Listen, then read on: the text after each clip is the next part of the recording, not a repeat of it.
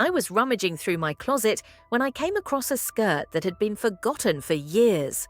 It was the kind of thing I wouldn't normally think of wearing, but as soon as I held it in my hand, past memories flooded my mind.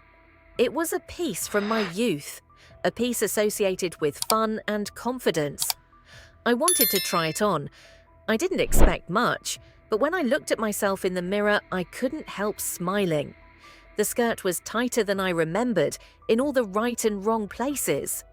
Just then, I heard a knock on the door and I opened it, muttering, "Who could it be?" There stood my nephew Jason. He was no longer a child.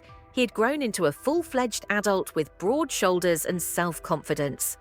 He stood there with a bag full of repair tools and his usual easy smile. "Auntie, you called me about the leaky faucet, remember?" he said. I thought for a moment and remembered. "Oh, yes, I completely forgot. Come in," I said, a little embarrassed. I went back to my closet while Jason went to tend to the sink in the guest bathroom, but I felt a strange uneasiness. I ignored the strange feeling, thinking it was just my imagination. Then, as I made my way to the kitchen, I heard Jason calling after me, "Auntie, can you get that for a second?" When I entered the bathroom, Jason was crouched down, working with his arms folded. Holding his tools in one hand and pointing to the faucet with the other, he said, "I think the pipe is stuck. Can you hold this?" As I leaned over to help him, a feeling of uneasiness came over me again, but I tried to suppress this feeling too. As Jason continued his repair work, he started chatting with me.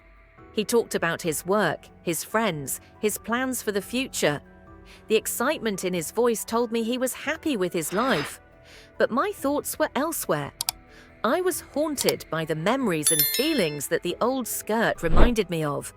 Jason suddenly said, "Auntie, I always remember you as a cheerful person, but now you seem a little pensive."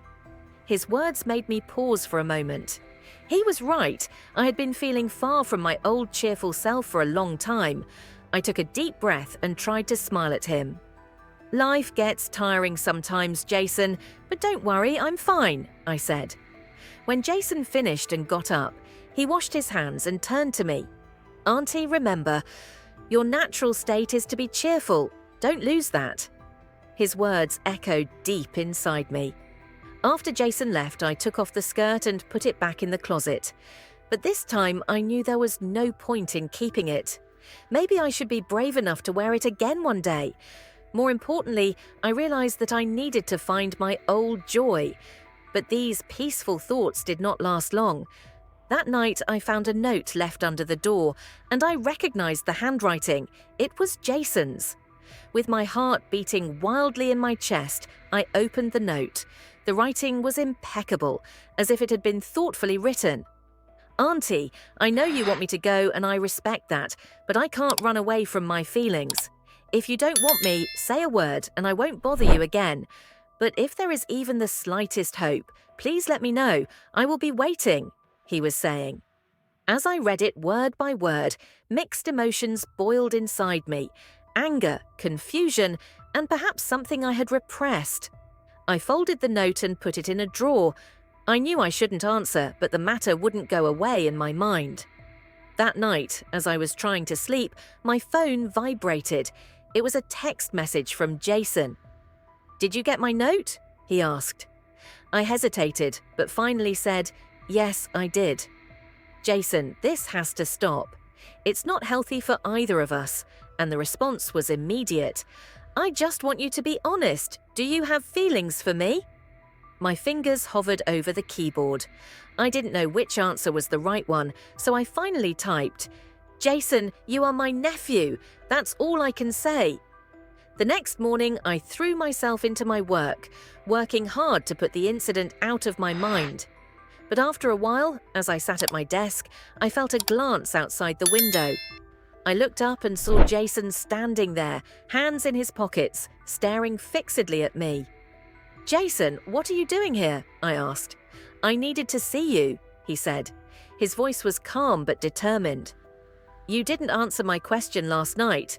I turned to him and said, "Jason, I told you, this is not healthy. We can't keep doing this." And he said, but you didn't reject me completely." The confusion inside me was growing. Jason added, "I just want to know, do I have the slightest chance?" His words weighed heavily on me, but I knew I had to speak firmly. "Jason, this will only cause more pain for both of us," I said. He nodded, took a deep breath and walked away. In that moment, I felt a relief, but also a sadness. I thought it was over, but in the night I got another phone call. Jason had been in an accident. When I got to the hospital, everything had changed. When I got to the hospital, I couldn't find Jason right away. I asked a nurse and she directed me to the intensive care unit. With my heart racing, I hurried through the corridors.